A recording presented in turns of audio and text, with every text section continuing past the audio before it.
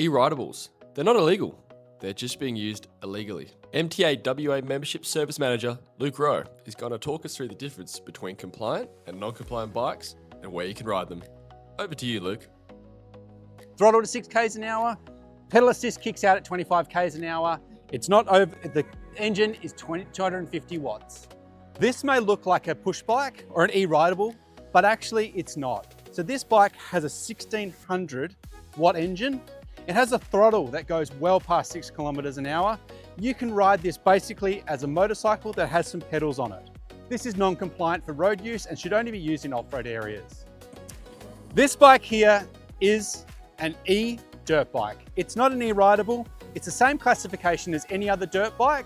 This should not be used on the road, should not be used in parks or anywhere else. This is for an off-road vehicle area only. Remember that, it's not a toy. These two are both full-size dirt bikes. It doesn't matter what the engine is. We have a combustion engine, we have an electric engine. They are both for off-road use only and for use in off-road vehicle areas with the right registration. So this is an off-road bike, this is an off-road bike, this is an off-road bike, this is an off-road bike, and this is compliant. The important part of any trip is loading up correctly, tying bikes down firmly, making sure you're compliant and not riding on the road if your bike's not registered. Use a trailer, get to the spot you're riding at. The most important thing is when you get to these local spaces, check the signage, know what you're supposed to do and don't, and then make sure you're aware of the terrain. All right, we've unloaded the bikes. Everyone's always tempted to jump on and go for a ride before putting their safety equipment on. Let's get our safety equipment on first. I'm going to run through a few things we recommend putting on. All right, everyone, critical part of your kit is always your helmet. Make sure it's got the latest and greatest certifications, the ECE 2206. I always recommend having gloves, goggles, some sort of enclosed footwear. Boots are much better, but I know not everyone's going to wear boots. Long pants, long sleeve. This is the minimum wear for going dirt bike riding.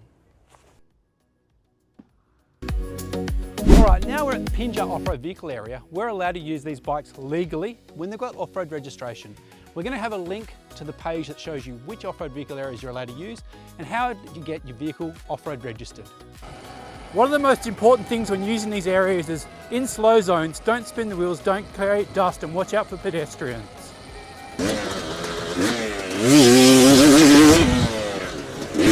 These spaces are all about having fun and watching out for others.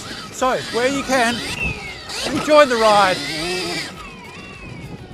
Well, that was a great day riding. Let's head on home, wash these things up.